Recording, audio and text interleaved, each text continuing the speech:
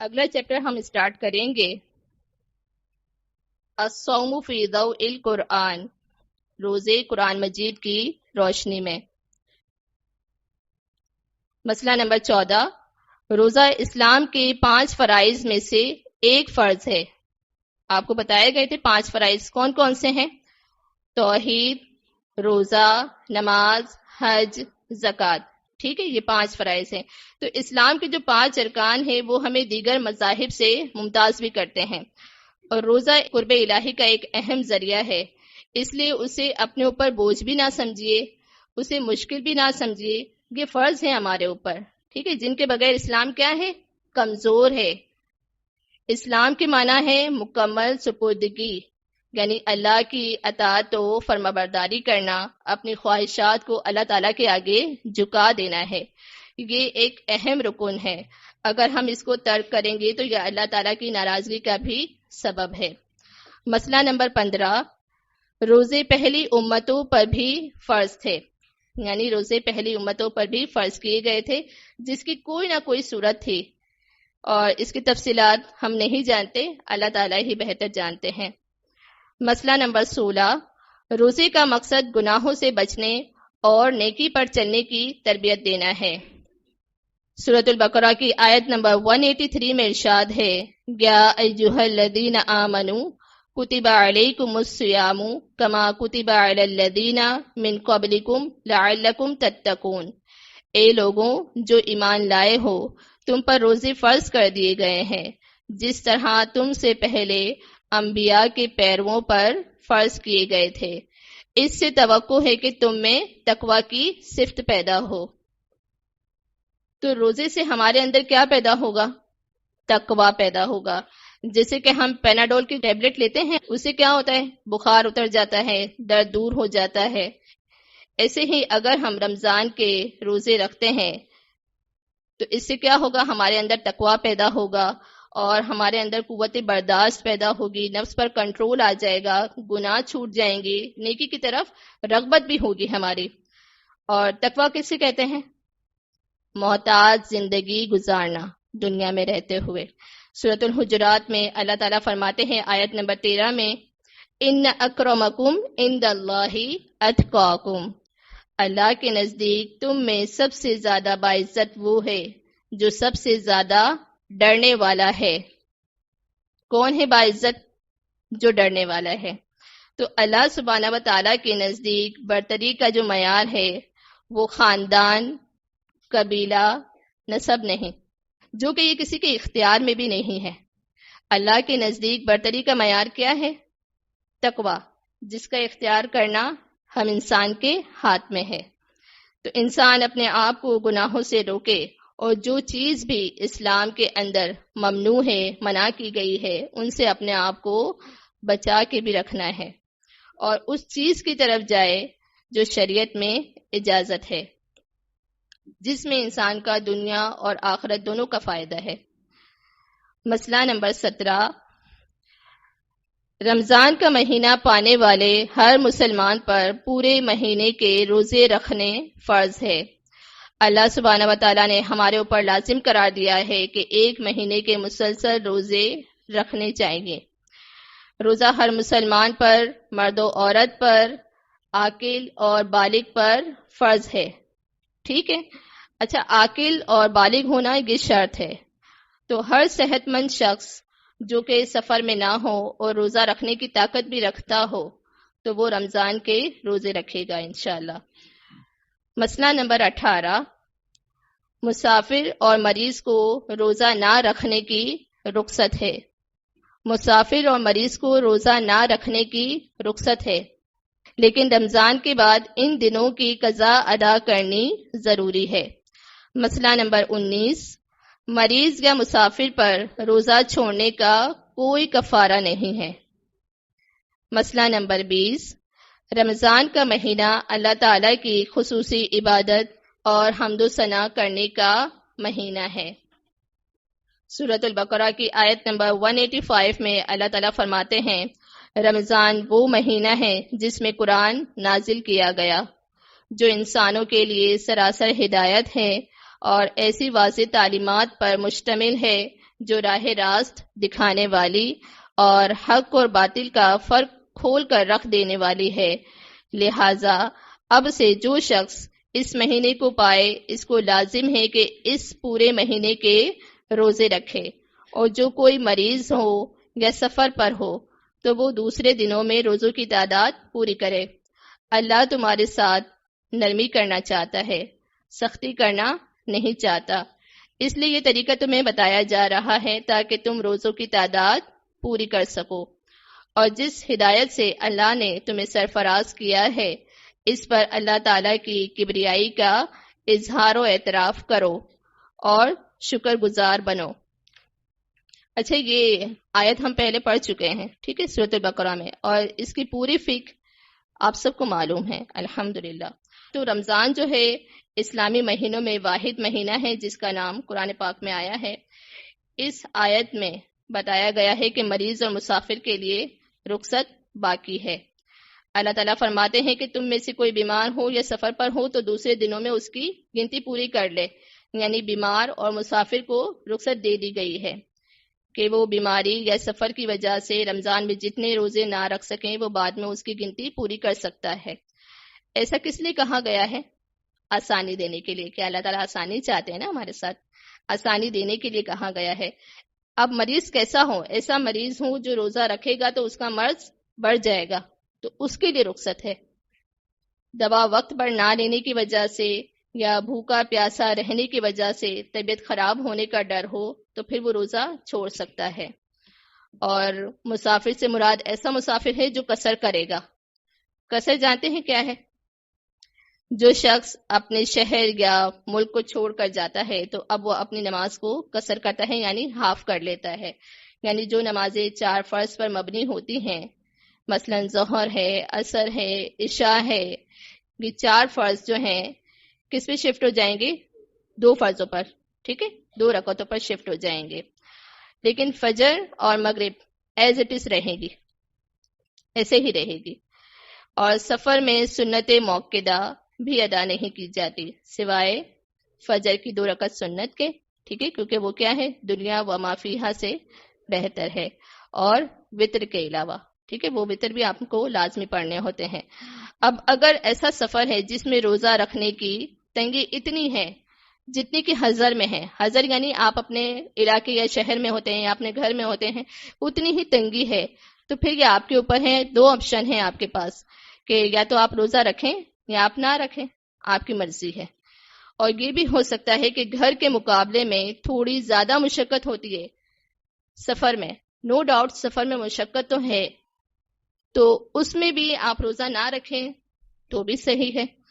اور ایسا سفر بھی ہو سکتا ہے کہ جس میں اس قدر مشقت ہوتی ہے، یعنی ہلاکت کا بھی ڈر ہوتا ہے اس میں، تو اس میں بھی آپ روزہ چھوڑ سکتے ہیں۔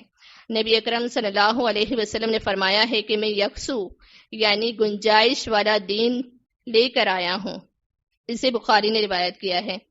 تو دین اسلام میں بڑی آسانی ہے الحمدللہ، اللہ تعالیٰ آسانی چاہتا ہے ہمارے ساتھ، نہ کہ سختی۔ اور رخصت دینے سے اسلام کے حسن کو بھی باقی رکھا گیا ہے۔ یہ رخصت جو ہے وہ اسلام کا حسن ہے۔ اب کوئی فرض ایسا نہیں ہے جس کے ساتھ رخصت نہ ہو، اب چاہے وہ نماز ہو، وضو ہو، یا پھر رمضان کے روزے ہوں، اللہ تعالیٰ نے کوئی حکم ایسا نہیں اتارا جو انسان کر نہ سکے۔ اچھا، آسانی دینے کا بھی مطلب یہ ہرگز نہیں ہے کہ روزے ہی نہ رکھے جائیں، بالکل ہی چھوڑ دیے جائیں، بلکہ مریض اور مسافر کو یہ حکم ہے کہ جب مرض جاتا رہے اور سفر ختم ہو جائے اور انسان کو راحت حاصل ہو جائے تو چھوٹے ہوئے روزوں کی وہ قضا ضرور دے گا، ٹھیک ہے، اور اپنی گنتی کو مکمل بھی کرے گا۔ تو الحمدللہ ابھی سردیوں کے دن ہیں جو کہ بہت چھوٹے ہیں، تو ٹائم ہے آپ کے پاس، اگر کسی کے روزے چھوٹے ہوئے ہیں، قضا ہے نا، تو ان کو وہ پورا کر لیں گے انشاءاللہ۔ اچھا، اگر کوئی مسافر ہے یا مریض ہے تو اس پر کیا حکم ہے؟ اس پر فدیہ نہیں ہے، مریض اور مسافر پر کیا ہے؟ قضا رکھنی ہے، ٹھیک ہے، فدیہ نہیں ہے۔ لیکن سیف سائڈ کیا ہے؟ اگر کوئی مریض ہے یا مسافر ہے تو وہ اپنا فدیہ جو ہے احتیاطاً دے سکتا ہے کیونکہ زندگی کا کوئی بھروسہ ہے. اب رمضان کے بعد ہم رہیں یا نہ رہیں، تو احتیاطاً جو ہے سیف سائڈ کہ آپ اپنا فدیہ دے دیں. اب فدیہ کتنا ہے؟ 1 روزے کا، 1 مسکین کو 2 وقت کا کھانا کھلانا ہے. ٹھیک ہے، یہ فدیہ ہے. اگر آپ کا روزہ جس دن چھوٹتا ہے اس دن اگر آپ کسی مسکین کو کھانا کھلا دیتے ہیں تو علماء کا کہنا ہے کہ یہ بھی ایک سیف سائڈ ہے. لیکن فدیہ دینے سے روزہ آپ کا جو آپ کے اوپر فرض ہے وہ ساقط نہیں ہوگا، وہ قضا آپ نے لازمی دینی ہے. ٹھیک ہے نا؟ فدیہ دے دیں گے تو یہ نہیں سمجھیں گے کہ بس اب فرض بھی گیا، اب ہمیں قضا نہیں دینی، ایسا نہیں ہوگا. قضا آپ نے لازمی دینی ہے. فدیہ آپ نے سیف سائڈ کے لیے دیا ہے، کیونکہ آپ پر حکم کیا ہے؟ قضا کا حکم ہے، فدیے کا حکم نہیں ہے. ہمارے دین میں اس بات کی اجازت ہے کہ اگلا رمضان آنے سے پہلے اپنے روزوں کی قضا دے دینی چاہیے. اس دوران اگر کسی کا انتقال ہو جائے اور اس نے اپنے قضا روزے جو نہیں رکھے، اور تو وہ جو سیف سائڈ اس نے فدیہ دیا ہے نا، تو وہ اسے کام آ جائے گا، پھر بعد میں اس کی فدیہ دینے کی ضرورت نہیں پڑے گی. ویسے فدیہ اس مریض کے لیے ہے جس کو شفا یاب ہونے کی یا صحت یاب ہونے کی امید ہی نہ ہو، اس کو فدیہ دینے کی اجازت ہے. کس کو فدیہ دینے کی اجازت ہے؟ ایسا مریض جس کو شفا یاب ہونے کی امید نہ ہو وہ فدیہ دے سکتا ہے. ایسا مریض جو شفا یاب ہو سکتا ہے وہ فدیہ نہیں دے سکتا، لیکن سیف سائڈ کے لیے وہ دے سکتا ہے، کیونکہ زندگی کا کوئی بھروسہ نہیں ہے. تو مسافر اور مریض کو روزہ نہ رکھنے کی رخصت ہے، لیکن رمضان کے بعد ان دنوں کی قضا ادا کرنی ضروری ہے. یعنی کوئی ایسا مریض ہے جیسے کہ وہ فوراً شفا یاب ہو جاتا ہے، اب اس پر کیا فرض ہے؟ وہ روزے قضا کرے گا. لیکن کچھ مریض ایسے ہوتے ہیں جو کہ دائمی مرض میں مبتلا ہے، جیسے کہ کینسر ہے یا کوئی اور مریض ہے جس میں ڈاکٹرز کہہ دیتے ہیں سختی سے کہ آپ نے روزہ نہیں رکھنا، روزے سے جان جانے کا بھی خطرہ ہوتا ہے. تو اس صورت میں اس کی شفا یاب ہونے کی کوئی امید نہیں ہے، تو اب وہ کیا کرے گا؟ وہ فدیہ دے گا. صحیح، اس کے لیے فدیے کا حکم ہے، وہ قضا نہیں رکھ سکتا تو وہ فدیہ ادا کر دے گا. اور مریض یا مسافر پر روزہ چھوڑنے کا کوئی کفارہ نہیں. اگر آپ نے جان بوجھ کر روزہ نہیں چھوڑا، یعنی کہ آپ مریض ہیں اور مسافر ہیں، یہ کیا ہے؟ آپ کے پاس عذر ہے. آپ مریض ہیں یا مسافر ہیں تو یہ آپ کے پاس عذر ہے، اس پر کوئی کفارہ نہیں ہے، اس پر کیا ہے؟ قضا ہے. ٹھیک ہے، اور فدیہ سیف سائڈ ہے. کفارہ کس صورت میں ہے؟ روزے کی حالت میں کوئی ایسا کام کیا ہو جس سے روزہ ٹوٹ گیا ہو، اس صورت میں کفارہ ہے. کفارہ کیا ہے؟ سزا ہے نا ایک. اور کفارہ کتنا ہے؟ 1 غلام آزاد کرنا ہے.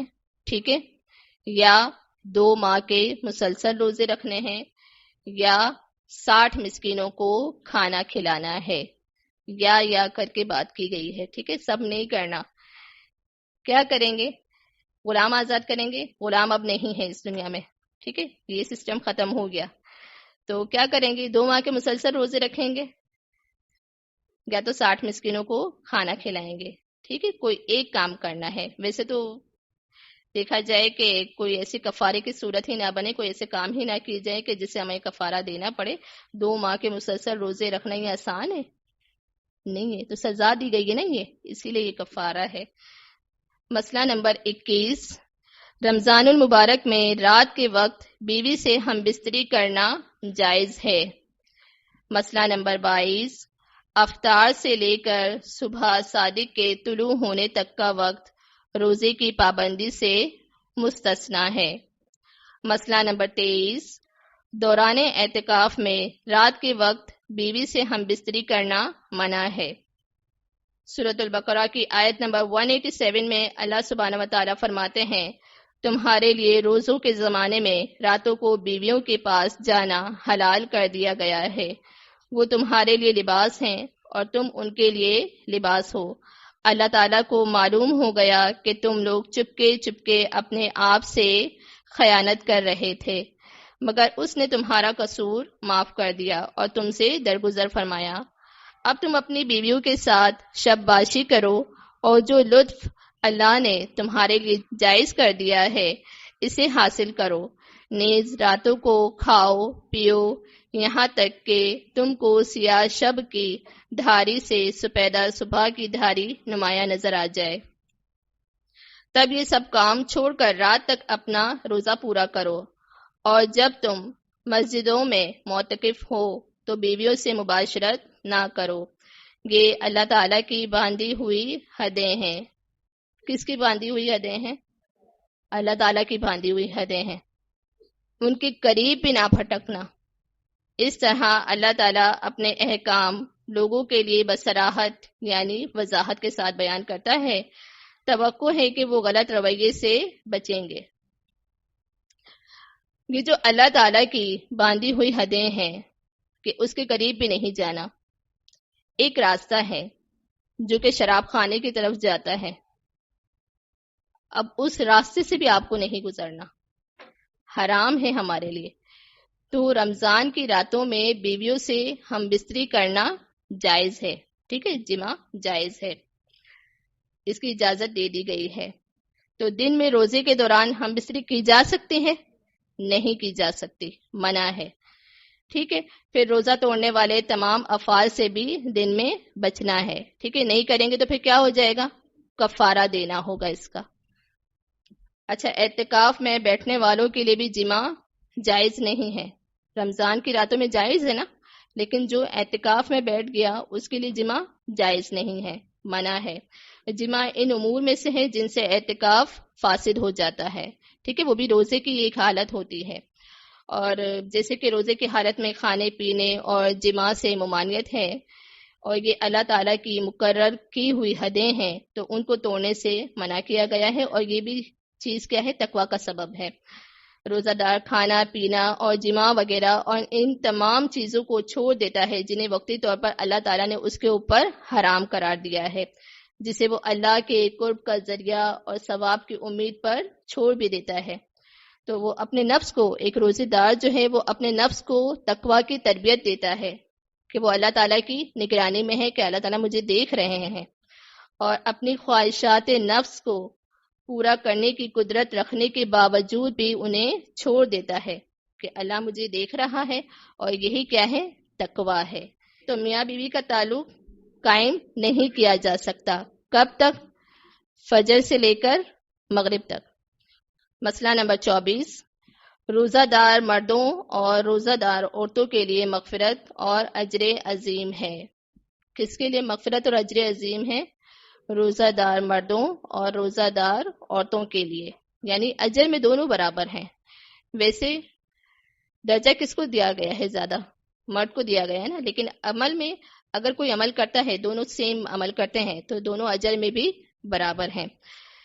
سورہ احزاب کی آیت نمبر 35 میں ارشاد ہے، یقیناً مسلمان مرد اور مسلمان عورتیں، مومن مرد اور مومن عورتیں، فرما بردار مرد اور فرما بردار عورتیں، سچ بولنے والے مرد اور سچ بولنے والی عورتیں، صبر کرنے والے مرد اور صبر کرنے والی عورتیں، ڈرنے والے مرد اور ڈرنے والی عورتیں، صدقہ کرنے والے مرد اور صدقہ کرنے والی عورتیں، روزہ دار مرد اور روزہ دار عورتیں، اپنی شرمگاہوں کی حفاظت کرنے والے مرد اور عورتیں، اللہ تعالیٰ کا کثرت سے ذکر کرنے والے مرد اور عورتیں، ان کے لیے اللہ کے پاس مغفرت ہے اور بہت بڑا اجر ہے۔ مغفرت اور بہت بڑا اجر ہے کن کے لیے؟ یہ جو 10 صفات بتائی گئی ہیں نا، ان کے لیے۔ تو روزہ دار مرد اور روزہ دار عورتیں کیسے روزے رکھنے والے ہوں گے؟ استقامت کے ساتھ روزہ رکھنے والے ہوں گے، اور جو فرض کے ساتھ ساتھ نفل روزے بھی رکھنے والے ہوں گے، ان کے لیے ہے۔ اور روزہ جسم کو طبعی اور شرعی لحاظ سے پاک صاف کر دیتا ہے۔ تو انشاءاللہ ہر مہینے 3 روزے تو لازمی رکھنے چاہیے۔ تو ان 10 صفات کو بیان کرنے کے بعد اللہ سبحانہ و تعالیٰ فرماتے ہیں کہ اللہ تعالیٰ نے ان کے لیے تیار کر رکھا ہے مغفرت اور اجر عظیم کو۔ ہم جتنا بھی اچھا عمل کر لیں تو کہیں نہ کہیں ہم سے کوتاہی ہو جاتی ہے نا، تو اس کے لیے کیا ہے؟ مغفرت ہے، اور بہت بڑا اجر تیار کر رکھا ہے جس کا اندازہ ہم نہیں لگا سکتے۔ کس کا اندازہ نہیں لگا سکتے. وہ اجر کیا ہوگا؟ جنت ہوگی نا، اس کا تو ہم اندازہ ہی نہیں لگا سکتے. وہ جنت جس کو نہ کسی آنکھ نے دیکھا، نہ کسی کان نے سنا، نہ کسی کے دل میں بھی یہ خیال گزر ہوا کہ جنت کیسی ہوگی. جس کی جو اینٹیں ہیں وہ سونے اور چاندی کی، جس کی زعفران کی مٹی، تو ہم سوچ بھی نہیں سکتے کہ کیا جنت ہوگی، کیا اللہ تعالیٰ اجر دیں گے. اس کا مخفی رکھا گیا ہے نا.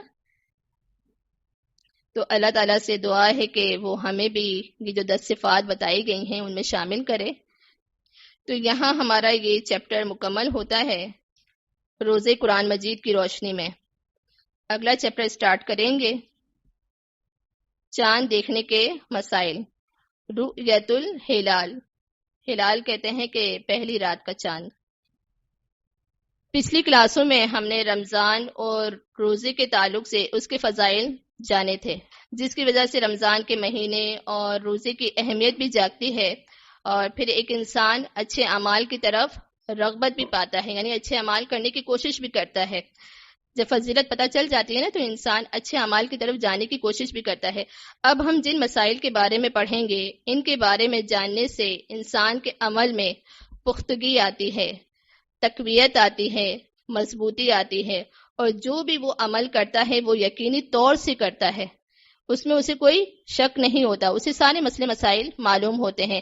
اگر میں یہ عمل کروں گا تو مجھے اس کا فلاں اجر دیا جائے گا، جس سے کیا ہوتا ہے اس کی عبادت میں پختگی آ جاتی ہے. اور یہ بات بہت اہم ہے کہ مسائل کا علم ہم حاصل کریں، اس سے ہماری عبادت میں مضبوطی آئے گی اور ہمارے دل بھی مطمئن رہیں گے. اب کچھ باتیں جو رمضان کے مسائل سے تعلق ہے ان کو بھی دیکھیں گے، اور ہم جو روزہ رکھتے ہیں ان کے حوالے سے بھی کچھ مسائل ہیں اس کو بھی پڑھیں گے انشاءاللہ. کیونکہ کچھ غلط فہمیاں ایسی ہوتی ہیں کہ اگر ہم ان کے بارے میں نہ جانیں، یا کچھ مسائل ایسے پیش آتے ہیں اگر ہم ان کے بارے میں نہ جانیں تو ہم شک میں پڑ جاتے ہیں. تو روزہ جو ہے اسلام کا ایک اہم رکن ہے اور یہ فرض عبادت ہے، اس کے لیے مسائل کو جاننا بہت ضروری ہے. تو سب سے پہلے بات کریں گے کہ رمضان کی ابتدا کیسے ہوتی ہے. کیسے ہوتی ہے رمضان کی ابتدا؟ چاند دیکھنے سے ہوتی ہے. مسئلہ نمبر 25 سٹارٹ کریں گے. رمضان المبارک کا چاند دیکھ کر روزے شروع کرنے چاہیے. شعبان کے آخر میں اگر مطلع ابر آلود ہو، یعنی آسمان بادلوں سے بھرا ہوا ہو، تو شعبان کے 30 دن پورے کرنے چاہیے. اگر رمضان کے آخر میں مطلع ابر آلود ہو تو رمضان کے 30 دن پورے کرنے چاہیے. حضرت عبداللہ بن عمر رضی اللہ تعالی عنہما سے روایت ہے کہ رسول اللہ صلی اللہ علیہ وسلم نے فرمایا کہ چاند دیکھے بغیر رمضان کے روزے شروع نہ کرو، اور چاند دیکھے بغیر رمضان ختم نہ کرو. اگر مطلع ابر آلود ہو تو مہینے کے 30 دن پورے کر لو. اسے مسلم نے روایت کیا ہے. یعنی رمضان کا آغاز چاند دیکھنے سے ہوتا ہے، اور اللہ تعالیٰ نے بعض عبادات کو چاند دیکھنے کے ساتھ منسلک کیا ہے.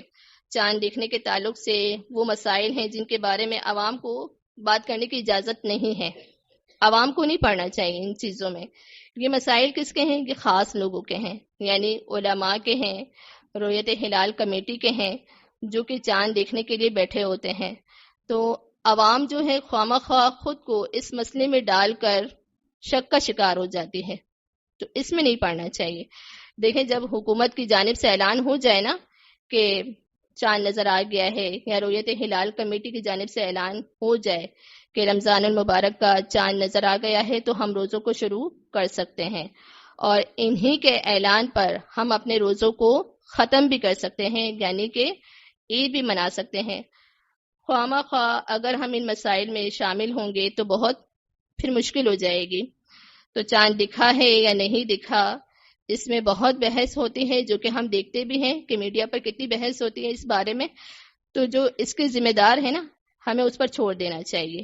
ویسے بھی چاند کا دیکھنا جو ہے یہ ہمارے اوپر فرض نہیں ہے نا، یہ ہمارا کام نہیں ہے.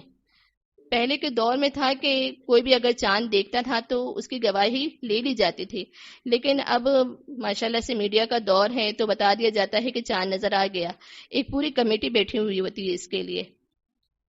ہمارا کام یہ ہے کہ ہم حلال کمیٹی پہ ڈیپینڈ رہیں، اس لیے کہ عید انفرادی عمل نہیں ہے، کیا ہے؟ اجتماعی عمل ہے. اس کے اندر ہمیں اختلاف میں نہیں پڑنا چاہیے.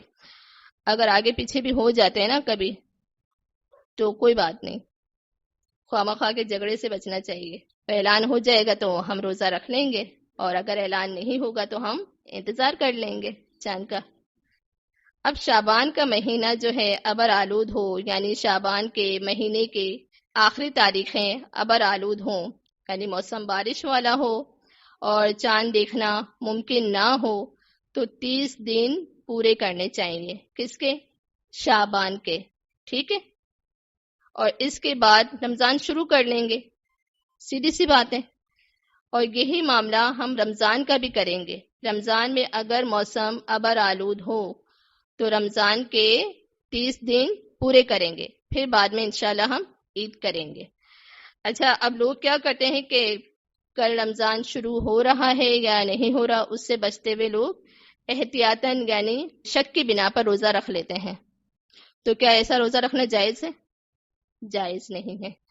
اب شک کے حوالے سے بات یہ ہے کہ شک کا روزہ جو کون سا ہوتا ہے، کہ شک کا روزہ وہ ہے جب 29 شعبان کو شام چاند نظر نہیں آیا اور اگلا دن جو ہے وہ یا تو 30 شعبان کا ہوگا یا پھر رمضان کا ہوگا. تو اب شرعی طور پر ہمیں نبی اکرم صلی اللہ علیہ وسلم کی تعلیم بتا دی گئی ہے. یہاں پر پتہ چل گیا ہمیں حدیث سے یہ بات کہ چاند دیکھ کر روزے رکھو، اور اگر چاند نظر نہ آئے، بادل ہے، گرد و غبار ہے، تو پھر یہ نہیں ہونا چاہیے کہ شاید اگلا دن رمضان کا ہو، بلکہ کیا کرنا ہے؟ اگلا دن شعبان کا شمار کرنا ہے اور شعبان کے 30 دن پورے کرنے ہیں. یہ بات ہمیں حدیث سے پتہ چلتی ہے. اب 30 شعبان جو ہے بعض لوگ اس کو شک کا دن بنا کر شاید یہ کہ رمضان ہو احتیاط کے طور پر روزہ رکھ لیتے ہیں. تو اس روزہ رکھنے کا جو حکم ہے اس کے بارے میں ایک مفہوم حدیث ہے ابو داؤد کی کہ جس نے شک کے دن کا روزہ رکھا اس نے ابو القاسم یعنی نبی اکرم صلی اللہ علیہ وسلم کی نافرمانی کی. آپ صلی اللہ علیہ وسلم نے شک کا روزہ رکھنے سے منع فرمایا ہے، اور اسلام کے اندر کوئی شک و شبہات نہیں ہے. ہر چیز واضح ہے اسلام کے اندر، کھلی ہے، بیان ہے، اس میں کوئی الجھاؤ نہیں ہے. چاند نظر آ گیا روزہ رکھ لو، نہیں نظر آیا تو پھر اگلا دن شعبان کا شمار کر لو. اسلام جو ہے وہ شک و شبہات کا دین نہیں ہے، ہمیں اس سے بچنا چاہیے. الا یہ کہ اگر 30 شعبان رمضان ہے یا نہیں ہے لوگوں کے نزدیک، اب چاند نظر نہیں آیا تو یقینی طور پر وہ کیا ہے؟ شعبان کا دن ہے. ٹھیک ہے، اس دن کو روزہ رکھنے کی کس کو اجازت ہے؟ جو پہلے سے شعبان کے روزے رکھتے چلا آ رہا ہے اس کو اجازت ہے کہ وہ اس دن کا روزہ رکھ سکتا ہے. جس شخص کی پہلے سے روٹین ہے کہ ایک دن چھوڑ کر دوسرے دن روزہ رکھنے کی، تو اب 30 شعبان اس کے روزہ رکھنے کا دن آ گیا تو وہ بھی روزہ رکھ سکتا ہے. اب بعض لوگوں کو اللہ تعالیٰ نے توفیق دی ہے کہ وہ ہر پیر اور جمعرات کے دن کا روزہ رکھتے ہیں. اب 30 شعبان کو پیر یا جمعرات آ جائے تو کیا کرے؟ وہ روزہ نہ رکھے؟ رکھے گا وہ روزہ. ٹھیک ہے، کیونکہ وہ اس دن کا روزہ شک کے طور پر نہیں رکھ رہا بلکہ وہ اپنے نفلی روزے رکھ رہا ہے، تو وہ رکھ سکتا ہے. لیکن جو شخص اندازے سے روزہ رکھتا ہے کہ شاید یہ رمضان کا دن ہو تو یہ منع ہے.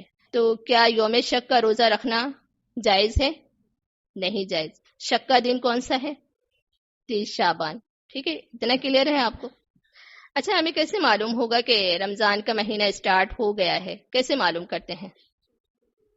چاند دیکھ کر. ٹھیک ہے، ایک تو چاند دیکھ کر معلوم کر لیتے ہیں، یا تو کوئی ہمیں بتا دیتا ہے جیسے ہماری ہلال کمیٹی ہمیں بتا دیتی ہے، اور تیسرا طریقہ اس کا یہ ہے کہ شعبان کے 30 دن پورے ہو جائیں تو مہینہ اسٹارٹ ہو جائے گا. یہ صرف رمضان کا ہی نہیں، یہ کسی بھی مہینے کے داخل ہونے کے لیے 3 طریقے ہیں.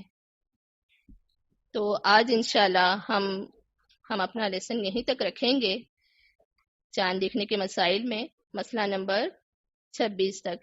انشاءاللہ آگے اگلی کلاس میں پڑھیں گے.